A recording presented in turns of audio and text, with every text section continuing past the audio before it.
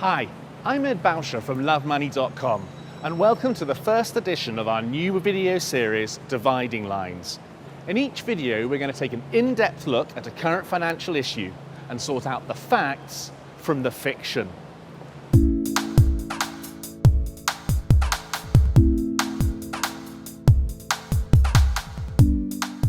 For our very first Dividing Lines, we're going to look at the recession. After all, the economic news has been pretty confusing recently. One day we're told house prices to soar 17%, the next day it's recession worse than thought. So what's the truth? Is the recession over? Are we at the beginning of another house price boom? Well, it certainly feels like there's been a change of mood. After all, only 6 months ago people were talking about a 30s-style depression. So is that completely off the table now? Well, 6 months ago, I think people were worried about almost the end of capitalism. Are we heading for Armageddon? To which people said, well, maybe. Well, I think we've gone past maybe now. So capitalism hasn't died. It's been severely injured. The problem with describing things as the Depression is the Depression, for a start, is very much a kind of US phenomenon. It was far worse over there than it was pretty much anywhere else. But certainly we could have, a very difficult time. I think probably a more helpful and more up-to-date comparison is with Japan. Obviously Japan, they call it the lost decade. It's turned into pretty much the lost decades. They had their big peak in 1989, similar kind of debt-fueled boom, and basically haven't recovered from it ever since.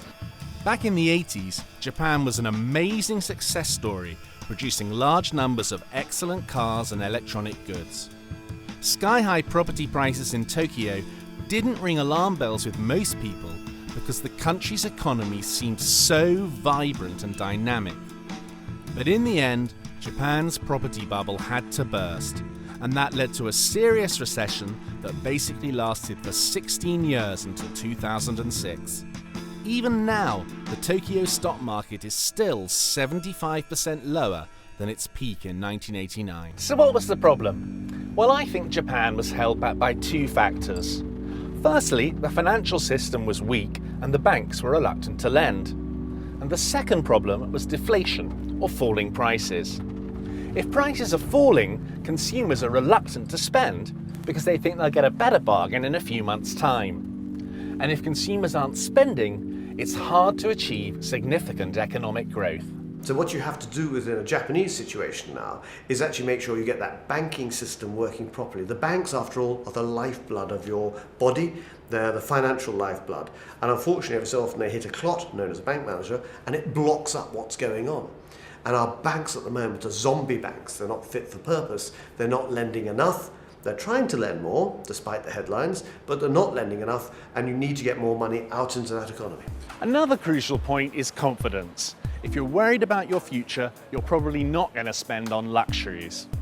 I mean, I'm seriously tempted to buy one of the new iPhones, but if I honestly thought there was any chance I might lose my job within the next 6 months, there's no way I'd spend £300 on a phone. When you look at consumer confidence, the media plays a role. Can a headline like "Deeper, Longer Recession Raises Fears for the Economy" become a self-fulfilling prophecy? I think there's no doubt that newspaper headlines do have an impact on confidence, and that's particularly true of the housing market. And I think using the word fears is what we've all come to expect from headlines. And if you just read the headline and don't read the article, then you'll often get a misleading impression. What about house prices to soar 17%? Well, from the headline, of course, there's no timescale on that. Now, if they were to say house prices to soar 17% over the next 4 years or so, I think that's perfectly plausible. But I wouldn't regard a 4-year period to go up 17% as soaring. So although Ray doesn't think house prices are set to soar, he does think they have probably bottomed. If you take the nationwide index, for example, the real house price index, i.e. the non-seasonally adjusted, the non-doctored one, what that's showing is that house prices have risen by 2.2% in the first 6 months of this year. Now, you can't dismiss that as a 1 or 2 month blip. It's actually taking place over a reasonable period of time. I'm more pessimistic than Ray. When I look at house prices, I like to use the house price earnings ratio. This ratio compares the price of the average UK home to average earnings for full-time male employees. The long-term historical average for this ratio is 4, yet even now the ratio is higher than 4 at 4.36. With unemployment set to rise further, I reckon that this ratio will probably fall below its long-term average at some point. In other words, house prices have further to fall. Basically, the UK economy is based on consumer spending to a great extent. The consumers have basically blown themselves out on debt over the past decade or more, and a lot of that was also borrowed against their houses. The property prices will keep falling because the banks can't lend enough money to keep the housing market propped up. Seen some green shoots recently, but that's as much to do with a lack of supply because people are unwilling to sell right now and they aren't being forced sellers. As for the overall economy, I think the most likely scenario is years of slow, sluggish growth.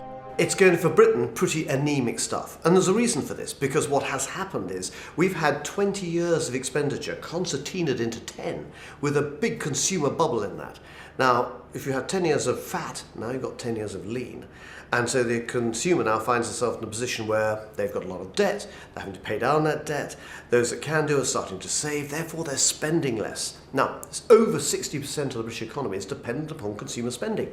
And if we are not spending more because we are not willing to, or we're going to be saving or paying down debt, therefore the economy will continue to contract. So the outlook is pretty depressing. Economists define a recession as a period where the economy contracts for 2 quarters.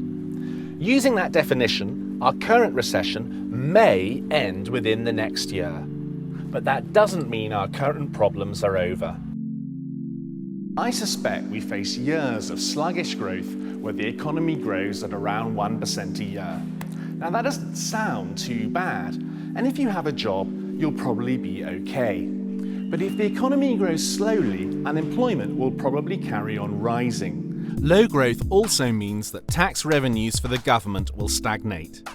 If the buildings at your local primary school need to be renovated, fear the worst. The government's budget will be stretched by high debt interest payments and low tax revenue. Capital projects such as new hospitals or schools will be first for the chop. And if the government doesn't spend money on those projects, then some people will lose their jobs, which will also affect the wider economy. Sadly, the bad times are far from over.